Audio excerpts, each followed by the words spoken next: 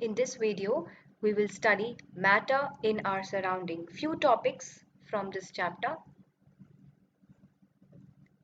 We'll be seeing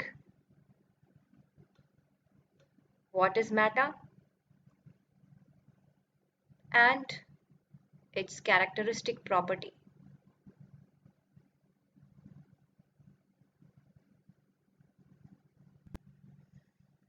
In this video, we'll study about matter in our surrounding. First, let us see what is matter. Anything that occupies space and has mass is called matter. Like air, water, table, the mobile that you're holding in your hand and seeing this video. जो भी चीज जगह घेरे जिसका volume हो या उसका अपना मास हो उसे मैटर कहते हैं. जैसे एयर, मे बी आपको लगता हो एयर का कोई मास नहीं है, बट थोड़ा सा तो होता ही है. And it occupy space. तभी तो जब भी हम कोई बलून इन्फ्लेट करते हैं, उसे फुलाते हैं, तो वो बड़ा हो जाता है साइज में, राइट? क्योंकि एयर भी एक मैटर है. Okay, so now let us study about different properties of matter. First of all, matter is made up of particle. Matter एक बहुत छोटे छोटे पार्टिकल से मिलके बनता है. उन्हें हम कहते हैं एटम्स और molecules. That is called particulate nature of matter. कोई भी मैटर होता है, लाइक वाटर. अभी पीछे भी जो हमने एग्जाम्पल देखा उसमें आप देख रहे हो ग्लास जो है इसके अंदर वाटर है, और अगर हम इसको बहुत ज़्यादा मैग्नीफाई करके देखें तो आप देखोगे कि ये भी छोटे छोटे पार्टिकल से मिलके बना है. तो जो भी मैटर होता है that is not continuous. Continuous नहीं होता जैसा हमें दिखता है पूरा कंटिन्यूस, एक पूरा दिखता है, पर एक्चुअली वो छोटे छोटे पार्टिकल से मिलके बनता है. अब उनकी प्रॉपर्टीज क्या होती हैं? So now let us see characteristic properties of matter. First, let us list all the properties quickly and then we'll discuss them one by one. First of all, particles of matter are very small. It is made up of very very small particles. इतने छोटे कि आप imagine भी नहीं कर सकते, आप देख भी नहीं सकते उन्हें. Second, ये जो छोटे छोटे पार्टिकल्स हैं मैटर के, वो हमेशा मोशन में रहते हैं. That means they always are in the state of motion. हिलते रहते हैं हमेशा. Third, there is attraction between the particles of matter. जितने भी पार्टिकल्स होते हैं मैटर के, उनके बीच में थोड़ा सा अट्रैक्शन रहता है, फोर्स ऑफ अट्रैक्शन रहता है. अब एक एक करके इनको समझते हैं.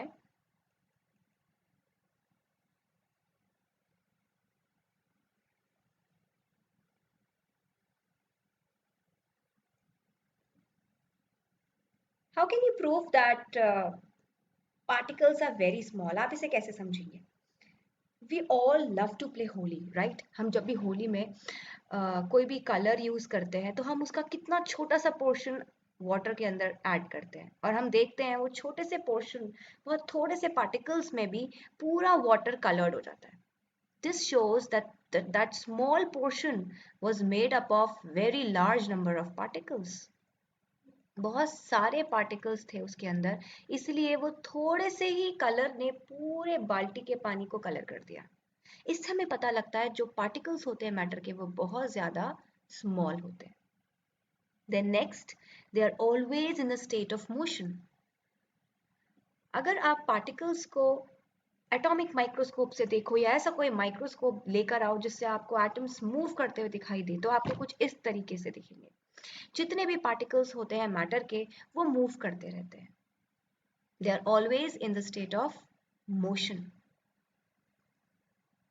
तभी तो आपने देखा ना, अगर किसी दूसरे के घर पे मैगी बनी होती है तो आपको जरूर उसकी स्मेल आती है और आपको भी खाने का मन कर जाता है, right?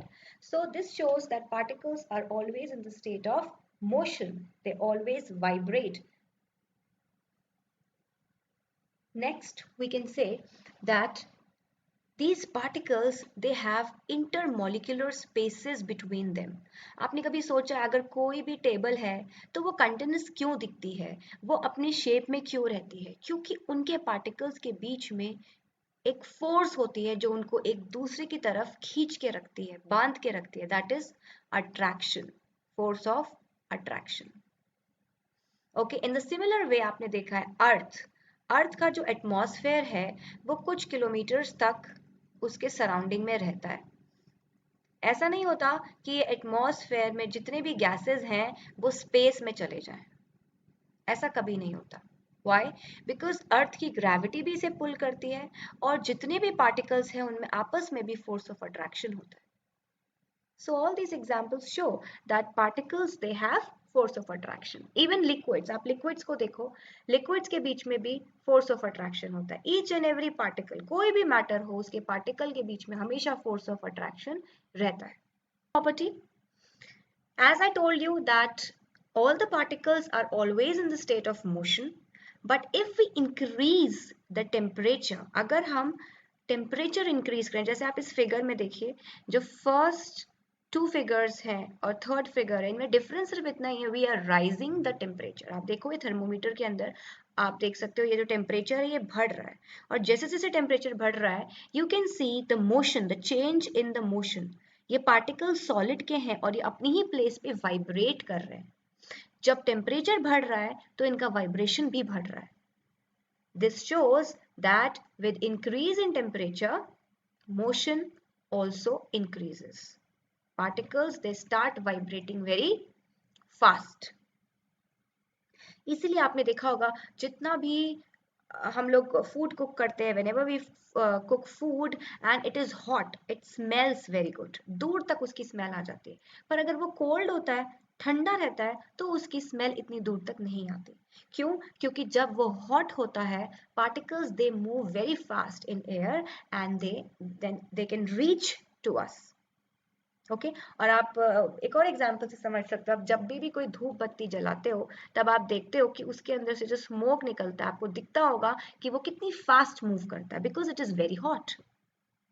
So what have we learned? We have learned definition of matter. Matter is anything that occupies space and has mass in it. And then we learned about the three characteristics of particles of matter. Yes, matter कभी भी continuous नहीं होता है और बहुत ही छोटे size के particles होते हैं, हमेशा मोशन में रहते हैं, हिलते रहते हैं अपनी जगह पर, या अगर लिक्विड है तो अपनी जगह से थोड़ा दूर जाकर, और उनके बीच में फोर्स ऑफ अट्रैक्शन रहता है। So this is all in this video.